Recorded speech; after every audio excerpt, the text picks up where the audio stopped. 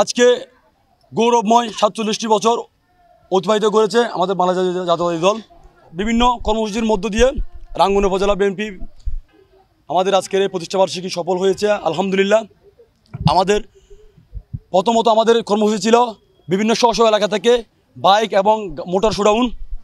তারপরে স্ব এলাকা থেকে মিছিল নিয়ে আমরা বুড়ির দোকানে উপস্থিত হয়েছিলাম এবং সেখান থেকে জনাব অধ্যাপক মোহাম্মদ কুতুবউদ্দিন বাহার স্যারের নেতৃত্বে আমরা জিয়ানগরে এসে সমবেত হয়েছি এবং লক্ষ লক্ষ নেতাকর্মীর উপস্থিতিতে আজকে রাঙ্গুনিয়া মানুষ দেখিয়ে দিয়েছে রাঙ্গুনিয়ার মাটি শহীদ রাষ্ট্রপতি জিয়াউর রহমানের ঘাঁটি, রাঙ্গুনিয়ার মাটি দেশনেত্রী বেগম খালেদা জিয়ার ঘাঁটি, রাঙ্গুনিয়ার মাটি জনাব তারেক রহমান স্যারের ঘাঁটি এবং রাঙ্গুনিয়ার মাটি জনাব অধ্যাপক মোহাম্মদ কুতুবউদ্দিন।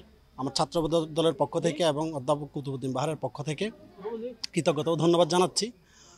এবং আজকে আরেকটা কথা না বললেই নয়, রাঙ্গুনিয়ার মানুষ, ছাত্রদল, যুবদল, স্বেচ্ছাসেবক দল এবং আরও সহযোগী সংগঠনের নেতৃবৃন্দ আজকে প্রমাণ করেছে যে রাঙ্গুনিয়ার মানুষ রাঙ্গুনিয়ার নেতৃত্বকেই প্রাধান্য দিবে। রাঙ্গুনিয়ার মানুষ রাঙ্গুনিয়ার নেতৃত্ব চাই।